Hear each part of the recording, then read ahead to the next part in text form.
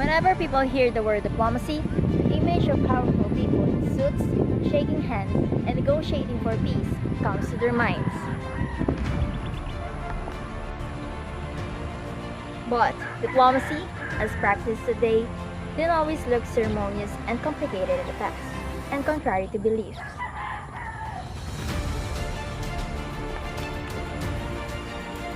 Diplomacy is not an enlightenment era, but an ancient tool refined through the ages that dates back all the way to the first major human civilization.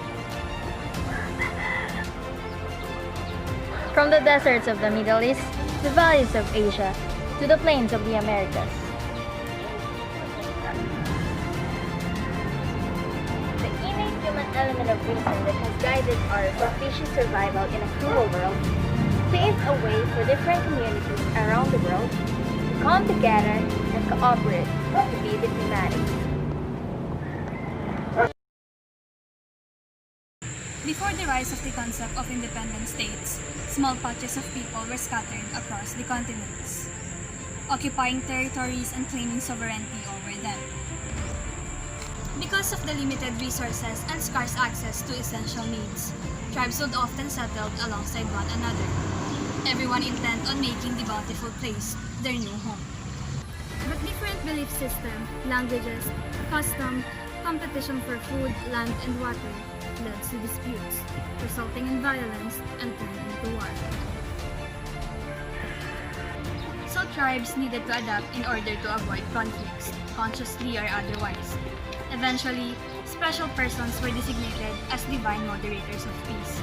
The Celtic tribes of Europe respected the sacred role of druids. The Mayan cities of the Americas frequently exchanged envoys, and the tribal leaders of the Philippines would make regular visits to Peking in honor to Chinese emperor for trade. As history would tell us, kingdoms rise and fall, new dynasties emerge, the old ones replaced, and the process of the transition of power is often but peaceful. So, in order to facilitate their rule and interests, monarchs had to communicate with each other to ensure a stable balance of power. They realized that wars were expensive, enemies were unnecessary, and that peace is not an accomplishment but a duty. To achieve this, monarchs would send proxies on their behalf, or in some occasions, they themselves would participate in the talks to further their kingdom's welfare.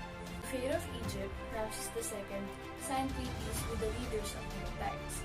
A form of diplomatic passport called paisa was created for envoys during the Mongol Empire, and the Holy Alliance of European sovereigns was formed after the final defeat of Napoleon.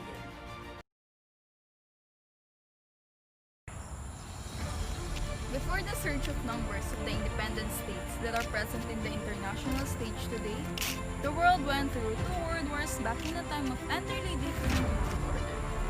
As sovereign states battled out for dominance, it was necessary to make alliances with neighboring states. There was always the looming threat of a foreign invasion in the first sign of weakness. That is why differences were often set aside for the sake of mutual survival. The triple alliance between Germany, Austria-Hungary, and Italy was formed if ever France attacked anyone. And the dual alliance between Germany and Austria-Hungary was formed if ever Russia attacked anyone. The Allied powers were composed of countries who opposed the Central Powers in the First World War and the Axis powers in the World War II. But the demands of wildly interdependent, quickly globalizing, and technologically advancing world was too much for old system of global government. Non-governmental entities were gaining power, teach, and influence to stand as separate organizations, and state could no longer conduct international affairs. Corporations were doing business multinationally, advocacy groups were increasing and growing to tackle global issues, and international organizations became centered in multilaterally addressing disputes, health, and various other concerns. The World Bank was established to combat poverty. Doctors Without Border was created by the belief that everyone has the right to receive a medical care. and the United Nations was formed to maintain international peace and security.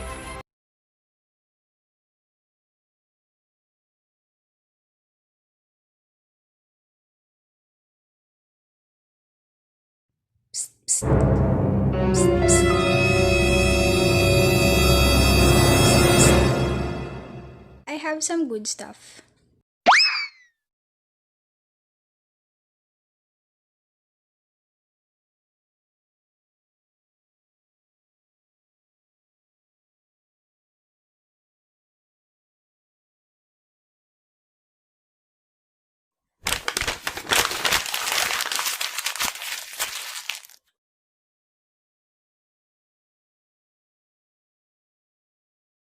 Do you want to know what this word means?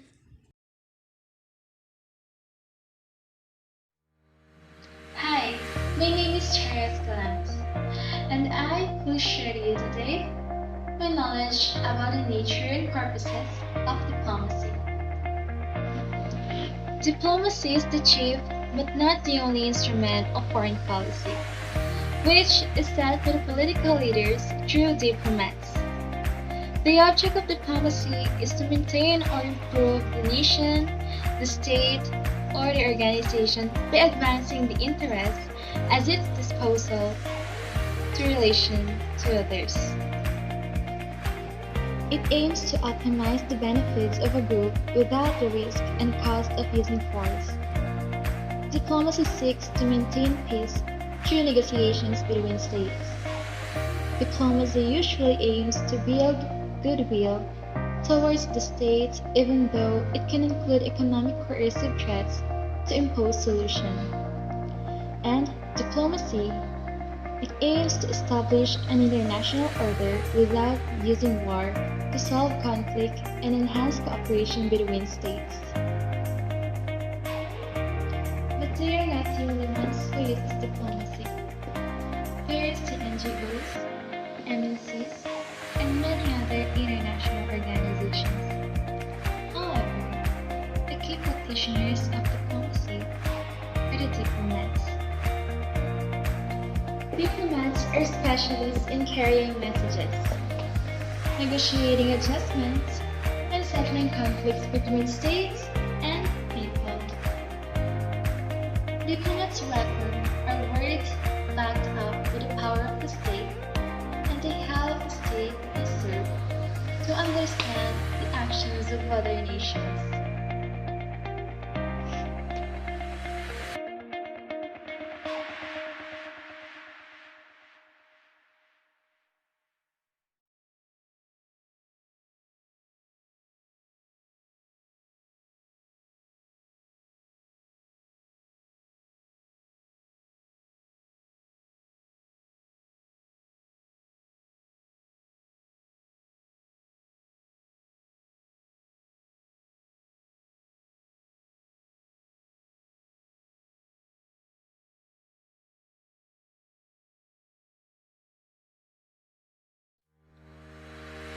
Hi!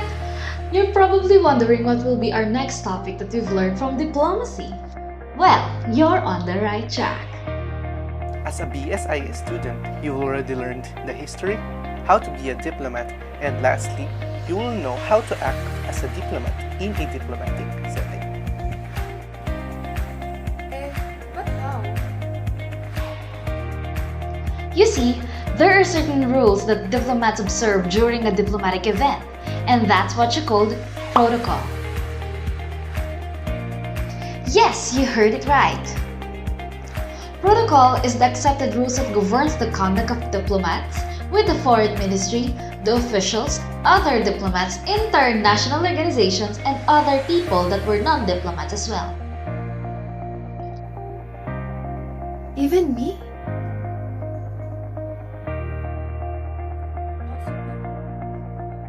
Exactly. Yes, exactly.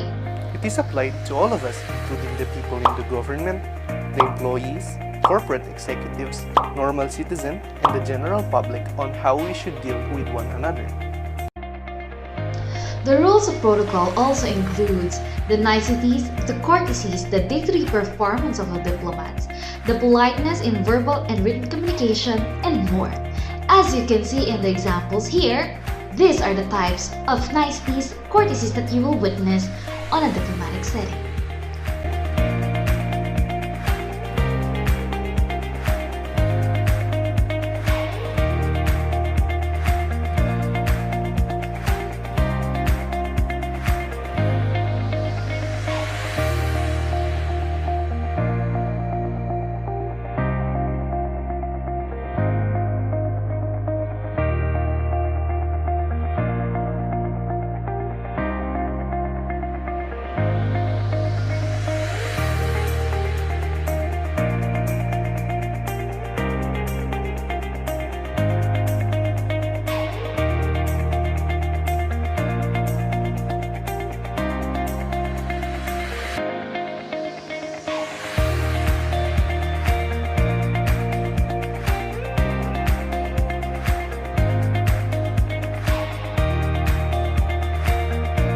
It is the treaty or agreement itself.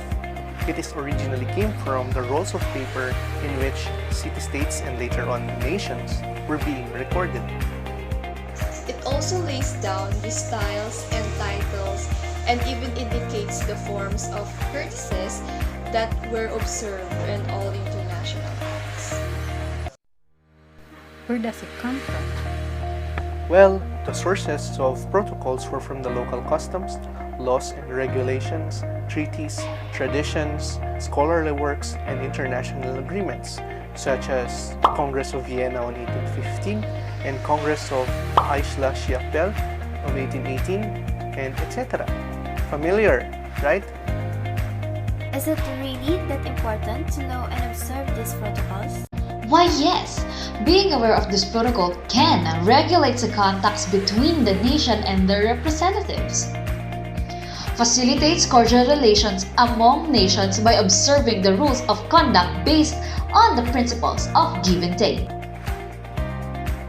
Promotes friendly and peaceful relations, avoid delay, and ensures maximum efficiency, minimizes friction, confusion,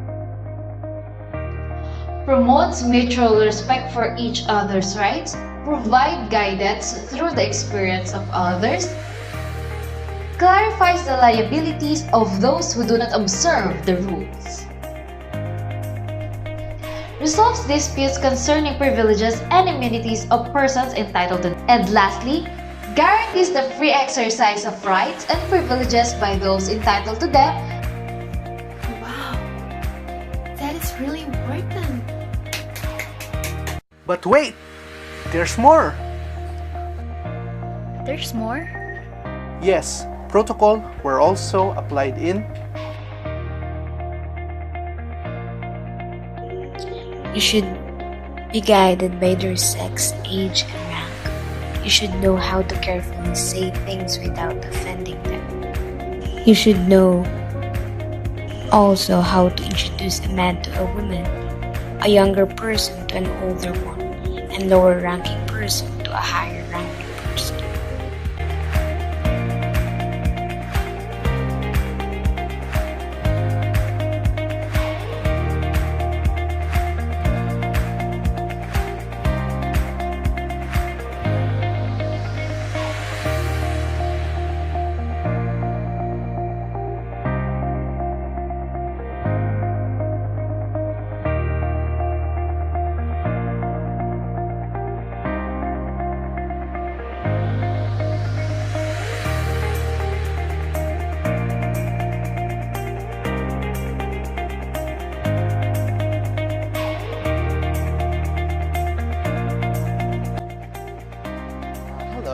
My name's Ed, and you are?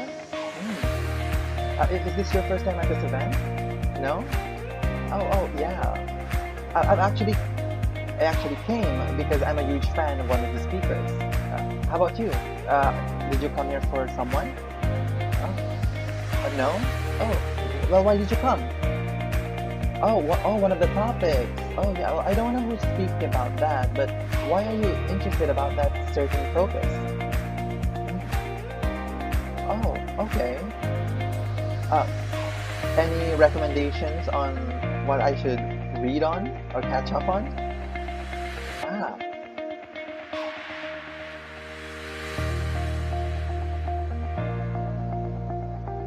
did you hear? The president is actually an addict. Wow, your boobs look amazing. They're huge. Are they real? Oh, look at that guy. They say Africans have long, huge packages. How much money do you make? Oh my god, I can still remember it. A lot. Thousands of people died in that storm. Me? I'm amazing. I like to go shopping, go to concerts. I have too many boyfriends. Oh, I'm sorry, you were saying?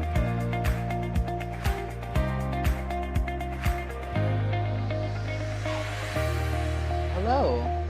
I love your suit. Is it new? Are you excited to meet the panel? I heard some of them are grant awardees. I'm interested in trying something new. What kind of music do you think I should try?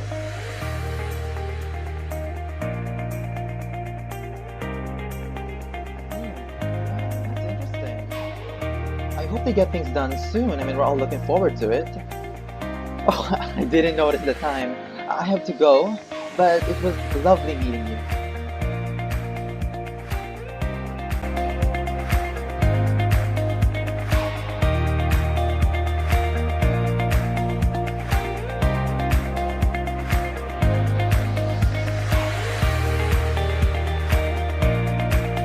Well, that's all there is to know. And as a BSI student, you can have the opportunity to experience and witness these kinds of courtesies and events. Ken? Yes, through our diplomatic ball and events that will be organized by our Students Association.